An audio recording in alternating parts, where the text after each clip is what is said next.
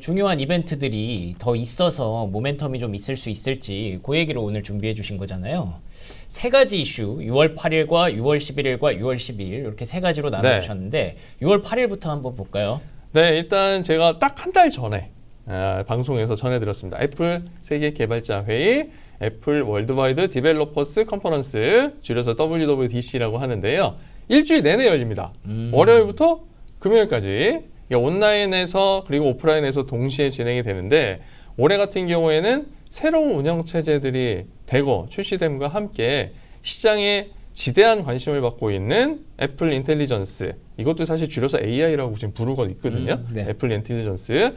이 애플 인텔리전스가 과연 시리를 어떻게 바꿔줄 거냐, 주요 OS 업데이트와 함께 시리가 어떻게 바뀔 거냐가 지금까지 최근 거의 한 달 동안, 사실은 올해 들어와서 애플 주가가 계속 상승세를 보인 건 실적이 견조했던 부분과 함께 이 애플 인텔리전스에 대한 기대감이 반영이 됐다. 그리고 폴더블과 함께 기대감이 반영됐다 볼 수가 있는데요.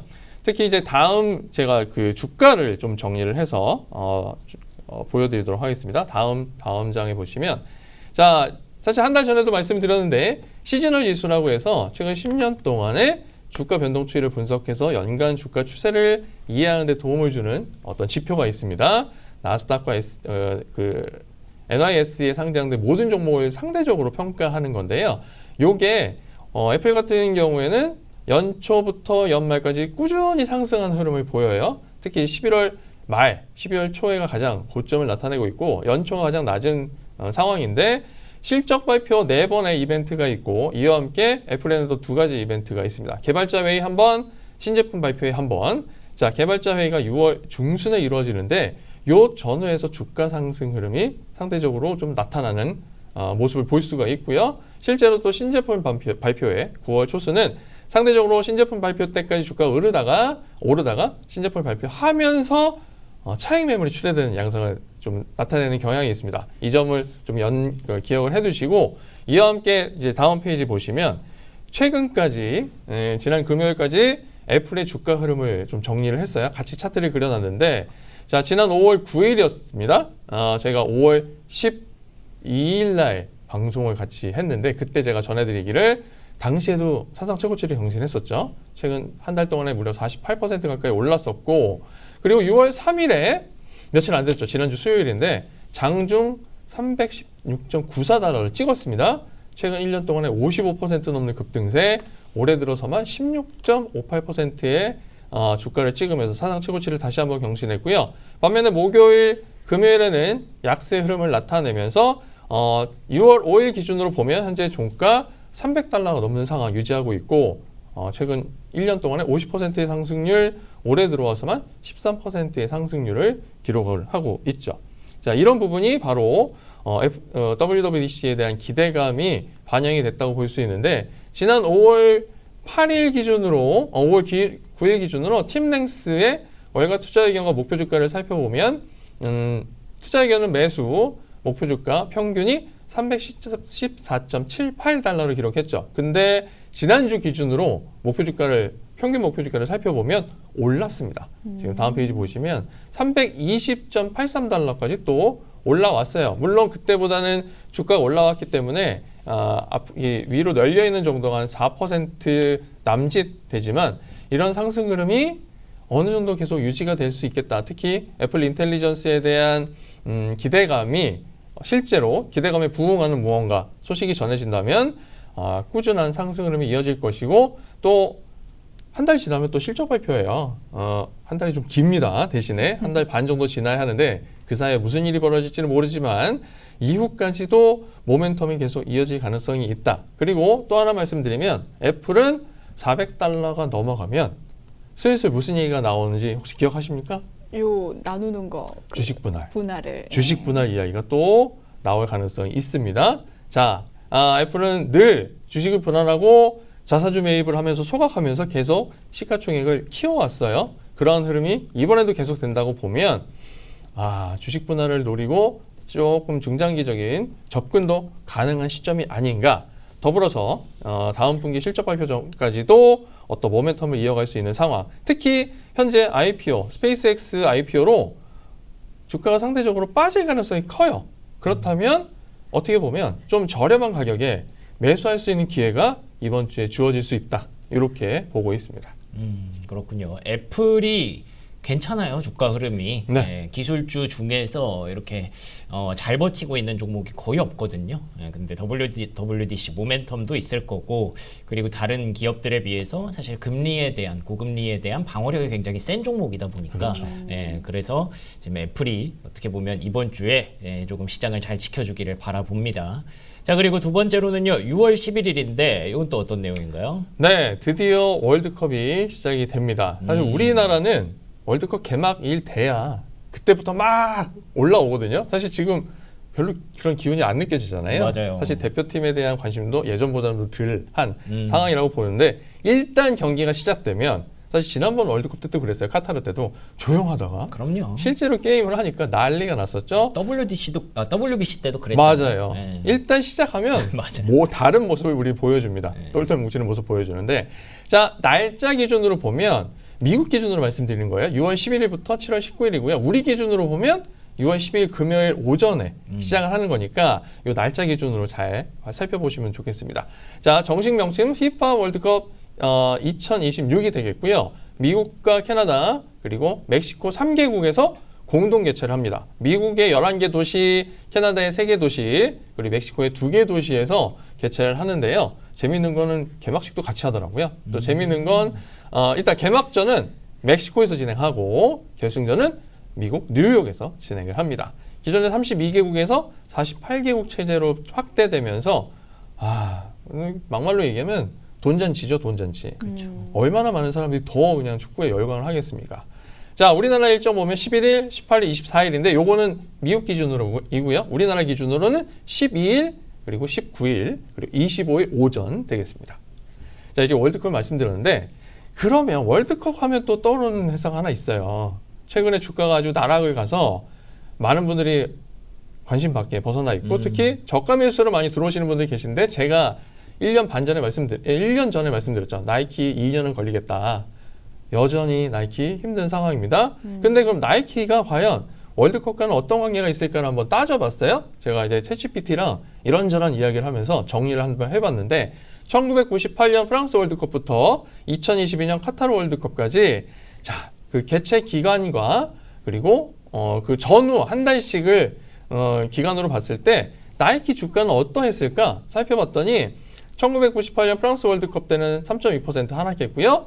2002년 한일 월드컵 때는 8.2% 하락을 했습니다. 그리고 2006년 독일 월드컵 때는 1.4% 하락을 했는데, 재미있는 건 그 이후 2010년부터 2022년 카타르 월드컵까지는 상승하는 흐름을 보였습니다. 남아공 월드컵 때는 2%대, 브라질 월드컵 때는 0.3%대, 그리고 러시아 월드컵 때는 7.4%대, 그리고 카타르 월드컵 때는 무려 26.6% 급등하는 양상을 나타냈는데요. 일단 S&P 500보다 상대적으로 우상향하는 모습을 자주 보여줬다. 이걸 확인할 수가 있고, 그리고 2022년 카타르 월드컵은 좀 별개로 좀 봐야 되겠죠. 코로나가 조금 완화되면서 당시에 이렇게 억눌려 있던 스포츠나 어떤 레저 활동이 분출하는 시기였기 때문에 주가가 상대적으로 크게 강세 흐름을 나타냈었습니다. 자, 이와 함께 그러면 나이키 주가도 한번 시즈널 지수를 살펴봤어요. 나이키는 최근 10년간 역시 일별 주가 추이를 살펴보면 상저하고를 보이는데 그 갭이 그렇게 크지는 않습니다. 앞서 애플 같은 경우에는 거의 3배 정도 차이가 나요. 최저하고 최고치의 차이가 한 3배 정도 나는데 나이키는 한 2배 정도로 조금 적은 편입니다. 상대적으로 나이키 같은 경우에는 4번의 실적 발표와 함께 3월 26일로 제가 기억하는데 에어맥스 데이가 있어요. 에어맥스가 나온 날 기념해서 이날 행사를 연례로 하고 있고, 귀엽다. 그리고 9월 말에는 실적 발표를 연례 주주총회 때 같이 진행을 합니다. 그러면서 주가가 살짝 튀는 모습들을 살펴볼 수가 있어요. 자, 그러면 이제 최근 주가까지 같이 한번 살펴보면 아주 그냥 주가가 떡락을 했죠. 지난 분기 실적 발표 이후에 주가가 매우 크게 하락하는 양상을 나타냈습니다. 약간 사실 지지난 분기까지만 해도 조금 실적이 살아나는 듯 했지만 실제로 이 지난 분기 실적 발표를 보면 중국에서의 부진이 매우 컸고 미주 시장에서의 부진도 상당히 크게 나타나면서 주가가 상당히 많이 빠졌습니다. 지난 5월 18일 장중 41.35달러를 기록했는데 2014년 4월 이후 최저치예요. 12년 만에 최저치를 기록했고요. 그리고 2021년 11월 5일 기준으로 177.51달러 찍었었는데 그때 대비해서는 무려 77%나 크게 하락한 상태입니다. 지난주 금요일 기준으로 보면 종가가 42달러대 최근 1년 동안에 31% 넘게 하락했고요. 올해 들어서도 32% 정도 하락하는 양상을 나타냈죠. 자, 그러면 이거 왜 갖고 왔는데? 라고 하실 수가 있죠. 그렇다면 사실 지금 나이키는 어떻게 보면 나이키가 월드컵을 통해서 일단 실적의 어떤 모멘텀을 가지게 된다면 다음 분기 실적 발표에 그게 반영이 될 것이고 그렇다면 주가가 상대적으로 한번 튀어 가능성이 있어 보여요. 그러니까 이거는 사실 반반 확률 게임이죠. 나이키에 평소에 관심이 있다, 조금 도전해보고 싶다 하시는 분들이라면 단기적으로 접근해 보실 가능성이 있고 이번 주에도 주가는 상대적으로 빠질 가능성이 있습니다. 물론 월드컵이 개막하고 나면 반등의 여지도 있지만 큰 폭은 아닐 것이고요. 대신에 월드컵이 모멘텀이 되고 이번 분기 실적이 발표가 됐을 때 예상보다 좀 견조한 흐름을 보였다 하면 실적 발표 이후 급등하는 양상 충분히 가능해 보입니다. 그런 차원에서 한번 두고 보시면 어떨까 해서 준비를 했습니다. 좋습니다. 월드컵과 나이키의 관계, 과연 나이키가 좀 반전을 꾀할 수 있을지 이번 주에 기대해 볼 만한 두 개 종목, 애플과 나이키 한번 봤고요. 그리고 월가 투자 의견이 정리가 되어 있는데 지금 월가에서는 59달러대 평균 목표 주가가 가지고 있습니다. 현재 주가 대비 한 38% 정도 높아요. 그러니까 일단 모멘텀에서 펀더멘탈로 연결이 된다면 충분히 50달러대까지는 올라갈 가능성이 있어 보인다. 요 점 꼭 기억해 두시면 좋겠습니다. 좋습니다. 그리고 마지막으로 네. 6월 12일 하이라이트죠. 이번 주 스페이스X. 내내 이 얘기 들으실 거 아니에요? 네, 사실 상장. 그래서 어저께 준비를 할까 말까 하다가 깔끔하게 한 장으로 정리를 하면 되겠다 좋습니다. 싶어서 정리를 했습니다. 자, 이제 주황색은 좀 긍정적인 내용, 그리고 파란색은 조금 고민해야 되는 내용으로 정리를 했어요. 자, 먼저 긍정적인 이유 세 가지 정리했습니다. 상장가 135달러에 확정을 해놨죠. 이미.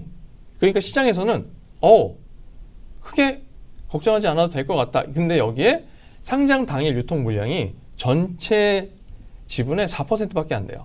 그러면 지금 IPO 대금으로 얼마 모였다고 합니까? 거의 2배 이상 몰렸다고 하잖아요. 현재 2배예요. 그러면 월, 화, 수, 목, 금요일까지 몇 배가 될지 모릅니다.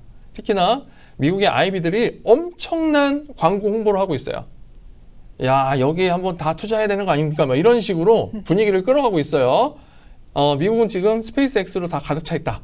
보시면 될 것 같고요. 그럼 상장 당일날 물량이 얼마 안 되니까 얼마나 땡길 거 이런 생각을 다 할 수 있죠. 네. 실제로 IPO 당일의 그 주가 상승 여부에 대한 연구 결과를 보면 20% 정도 상승세가 평균이다. 이런 연구 결과가 있더라고요. 아마 이 얘기도 많이 들으실 수 있을 거예요.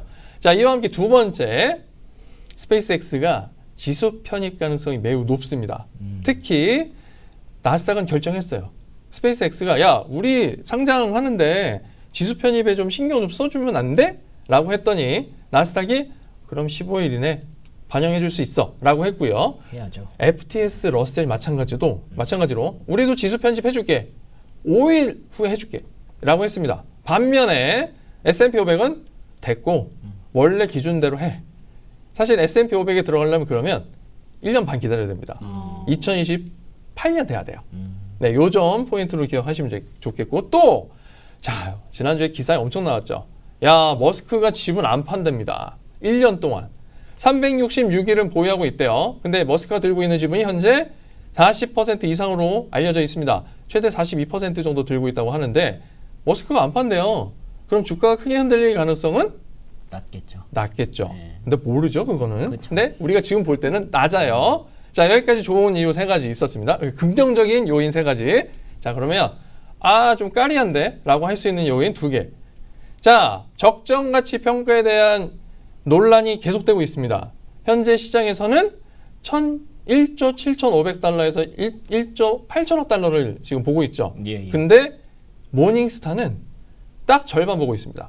7,800억 달러. 말 안 된다 이거죠. 네, 이건 말이 안 된다. IPO 대비 55% 까고 던졌습니다. 실제로 그렇잖아요. 지금 돈을 벌고 있는 것도 아니고 그렇죠. 성장세가 높긴 하지만 이게 로켓이 하나 터져버리면, 폭발해버리면 그럴 수도 있죠. 최소 2, 3년은 지금 문제가 생겨요. 특히 지난주에 봤잖아요, 우리. 블루 블루 오리진. 더 블랙 이거 로켓 폭발하면서 발사대가 망가지니까 한 맞아요. 3년 정도 힘들 거라 이런 우려까지 나오고 있는데 이런 부분도 감안을 해야 된다. 그리고 또 하나 락업 구조가 상당히 복잡한 걸로 알려져 있습니다. 잘 알려져 있지 않은데 그 SEC에 올린 그 S1 리포트를 이제 분석을 해보면 전체 5%는 락업이 안 되어 있대요. 이 지분은 어디에 가 있냐? 테슬라 관계자, 그리고 임직원, 그리고 가족들. 이 사람들은 락업 상관없이 언제든 팔 수 있대요.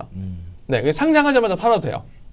요 부분. 그리고 요거 외에 70일, 90일, 105일, 120일, 135일 기준으로 락업이 조금씩 해제되는 물량이 나온답니다. 복잡해요 저거. 아주 복잡해요. 네. 자, 이게 단기적으로 주가를 끌어내릴 가능성이 충분히 있죠. 그리고 요 물량들이 대부분 7% 내외라고 해요. 그러면 지금 6번 7%면 머스크가 들고 있는 지분의 거의 맞먹어요. 야, 그러면 주가가 과연 유지할 수 있을까? 실제로 기존의 IPO 후 한 3개월 또는 6개월 내에 락업이 해제되면서 주가가 한 10% 넘게 하락하는 양상을 보여왔는데 스페이스X도 다르지 않을 수 있다. 마찬가지로 주가가 크게 하락할 가능성이 있다. 그래서 제가 드리고 싶은 말씀은 스페이스X 상장 지켜보시고 조금 여유 있고 그리고 상당한 그 고려를 통해서 검토를 통해서 투자 임하시면 좋겠다. 이렇게 정리하겠습니다. 네. 좋습니다. 뭐 스페이스X도 중요하지만 스페이스X 상장이 다른 종목에게 미치는 영향들이 중요할 텐데 뭐 말씀해주신 대로 이 정도의 파급력이고 시장에서 이 정도의 관심이면 지난주에 금요일에 그 뉴욕 증시의 낙폭이 왜 이렇게까지 빠졌나라는 것도 좀 연결이 되는 것 같아서 다시 말해서 이번 주 역시 뭐 CPI도 있고 스페이스X 상장도 있고 이래저래 고민이 많은 한 주가 될 것 같습니다. 그때 저희가 체크인 뉴욕으로 정리해 드릴 테니까요. 저희 내일 이 시간에 다시 찾아뵙도록 하겠습니다. 시청해 주신 여러분 고맙습니다. 고맙습니다.